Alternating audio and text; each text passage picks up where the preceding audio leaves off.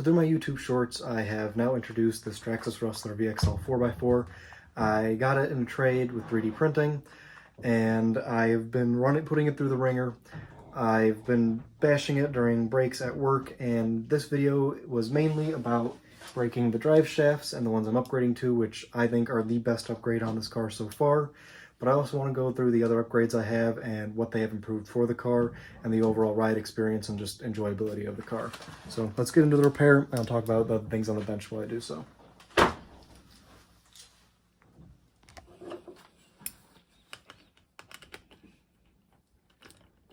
Just going to remove all the tires, get all the hexes off, and then I'm going to start disassembling the drivetrain so I can get to the axles.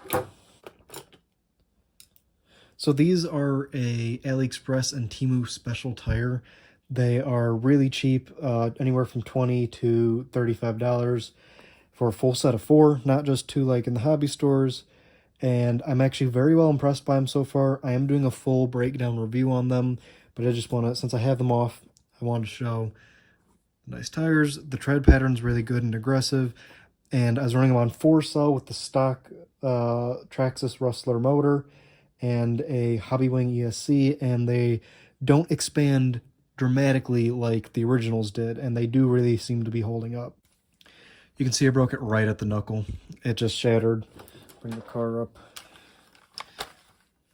Broke it right out right there. So the new ones, like that, full metal, shouldn't ever actually break on this car. Easiest way will probably just be pop off these arms, tip it out, and it should all slide out. One thing you'll notice is the axles are actually front and rear specific. So I've just pulled this one out of the rear and you'll see that versus the front one, which is a lot shorter. So they actually didn't come with any instructions, so it's kind of a guessing game. So I'm going to make this into a how-to video too. You will no longer need the original plastic hexes either, because they come with these nice new all-tool steel ones. So one thing they didn't include that like you'll see with MIP or similar is an actual grease tube. So since they didn't supply the grease tube, I am going to be using Red and Tacky because it is a good high temp grease.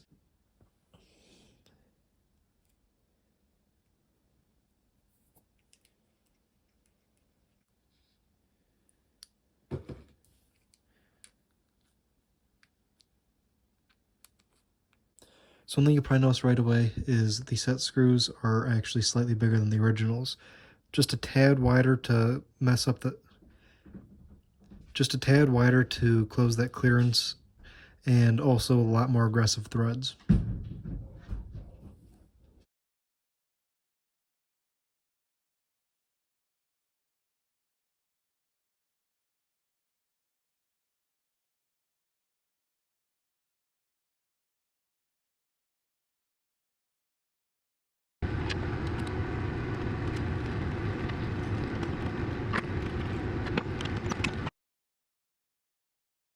So I got all the axles done.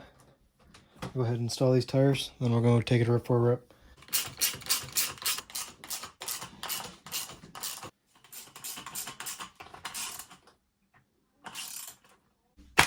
So there we go.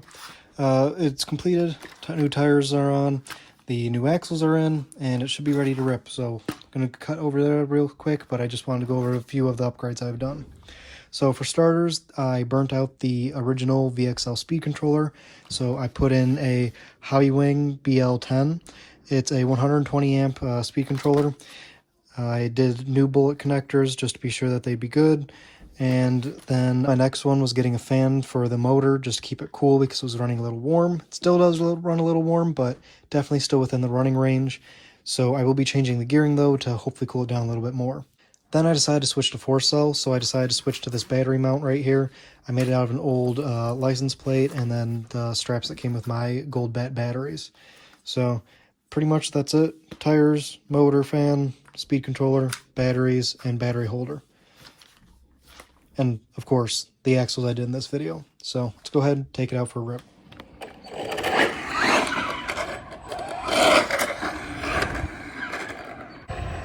So the VXL motor with the Hobbywing controller actually does give you a good amount of control, so you can crawl, but also launch.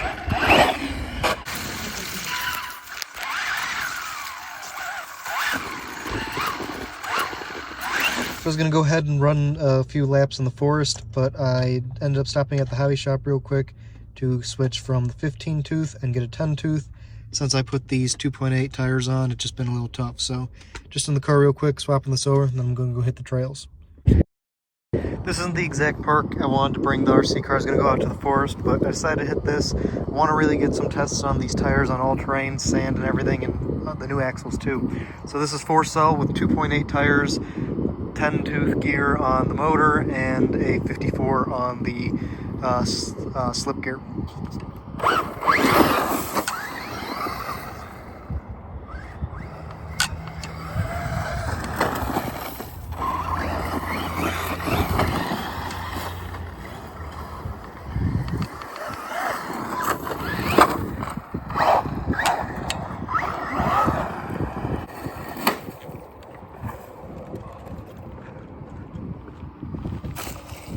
Oh, that was a really hard hit to the front.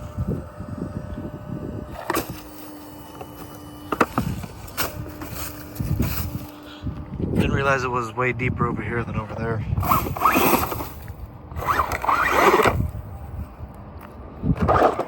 These tires are doing way better than I had expected for only being $25. They absolutely rip in sand. They are perfect on grass, road, everything. They're holding up to 4-cell. They expand a bit, but nowhere near as much as the original talons, and they're holding up to it. I actually blew up 2 talons when I was doing speed runs, but these have held up through everything I've thrown at them so far. So I'm going to do a full depth review. I'm going to run through them their whole life, and then give a really in-depth review on how long they lasted and what my pros and cons of them are.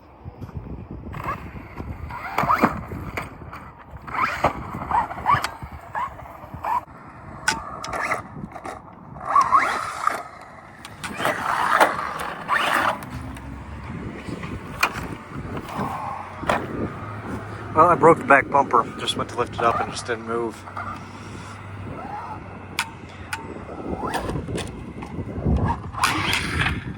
Got this really steep hill. You can see if I put it on the parallels of the camera, it's about that steep. But the camera makes it look less, but it's a wide area to rip the car and really see what it can do.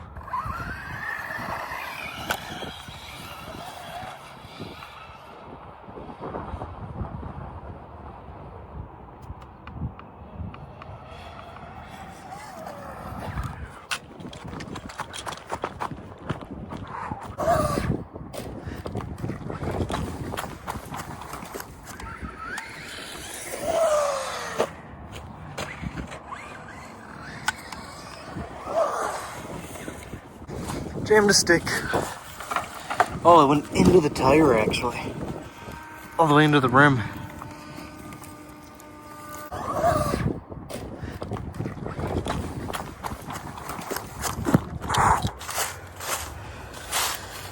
Man, I really need to stop jumping in this direction. Third time it's almost went into the water. Yeah, it's gonna come off, so I'm just gonna pull it off now. I'm gonna 3D print a TPU replacement bracket, but I'll pull this off for now.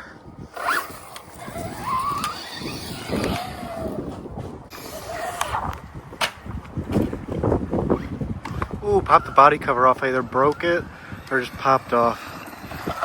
Let's see. Nope, just popped off. Oh, the batteries came out. Oh yeah. I'm gonna reset all this. Slight carnage. So we ended up losing one battery strap. So batteries are kind of shaking about. I'm gonna try shifting this to the middle. I'm probably gonna have to pack up and call it a day for the video. So after doing some field side repairs, I did end up breaking the other strap. So I'm gonna have to call it a day. Hope you guys stay tuned. There were some other things I noticed when I put on the smaller gear. I'm getting a little rubbing against the motor right there. Probably gonna have to cut down this plastic just a little bit. But you guys will see this on the channel more. Probably do some videos on upgrading and fixing it. So stay tuned for that and all the other builds that I do on my channel.